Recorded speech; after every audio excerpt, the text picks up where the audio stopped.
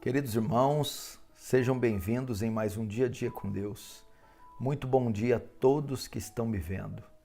Vamos falar um pouco hoje sobre a doutrina da encarnação de Cristo. Você sabe que Cristo nem sempre teve um corpo.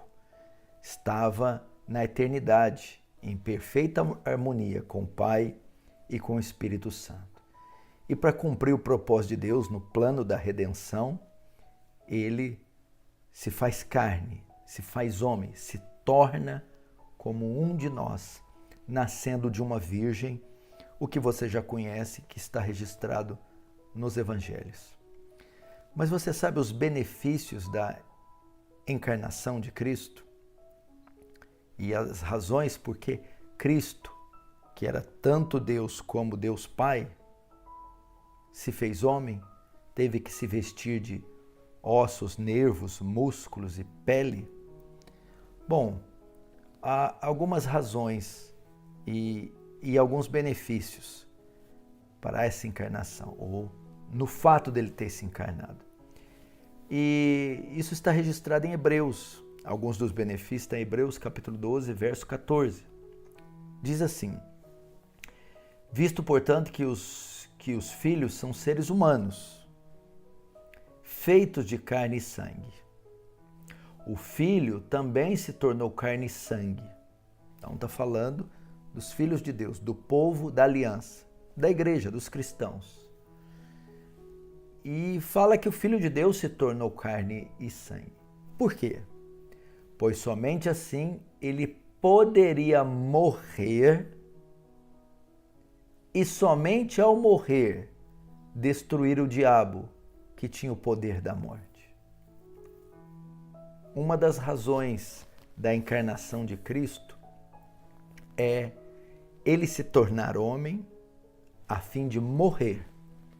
E só morrendo poderia destruir o poder do diabo. E como ele fez isso? Ressuscitando. Então, o grande e maior objetivo da encarnação de Cristo é servir de sacrifício substitutivo em lugar do seu povo. E quando ele, como sacrifício, morre, ele ressuscita. E na sua ressurreição, ele vence o poder da morte. Ele vence o poder do pecado. E ele vence o poder do diabo. Isso só pode ser possível na sua encarnação. É o que está no verso 15. Só dessa maneira, que maneira? Ele se encarnando, morrendo e ressuscitando. Ele libertaria aqueles que durante toda a vida estiveram escravizados pelo medo da morte, ou da condenação, ou de permanecer eternamente mortos.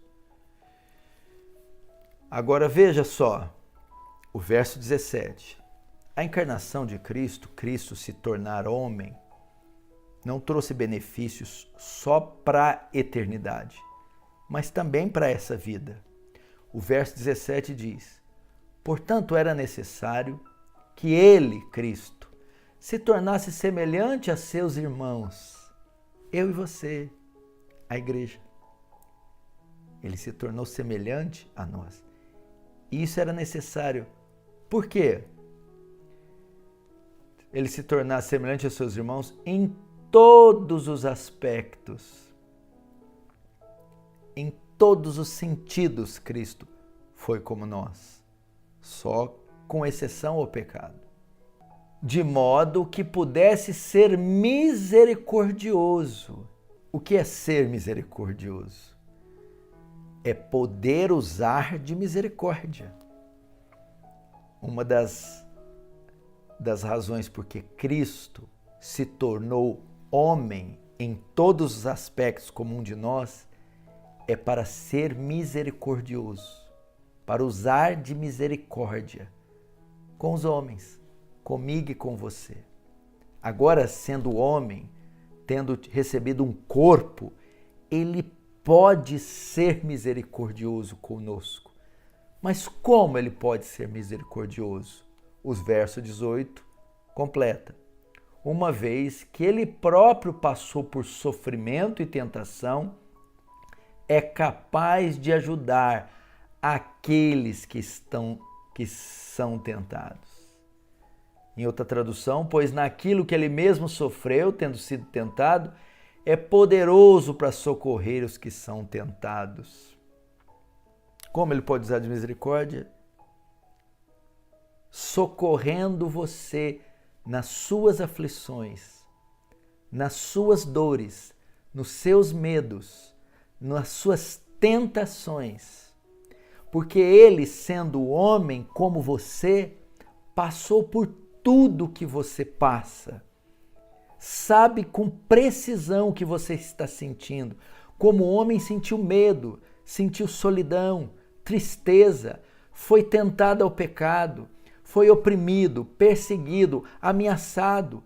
Passou por tudo que um corpo humano passa, que um coração humano passa, que o sentimento humano passa. Sofreu aflições, perseguições, tribulações, provações e tentações do seu grau máximo. Portanto, ele pode ser misericordioso, pode usar de misericórdia com você em todas as áreas que você está sofrendo. E por quê? Porque ele sofreu em todas elas a sua semelhança. Então ele pode perfeitamente acudir você. Você não está orando a um Deus, você não está orando a um sumo sacerdote que não pode se compadecer de você. Um que é limitado, que não te conhece, alguém que está distante e só atende você de forma teórica.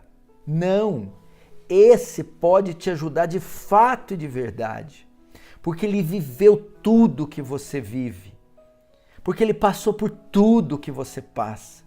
Ele sangrou, ele chorou, ele sentiu fome, frio, calor, tristeza, medo.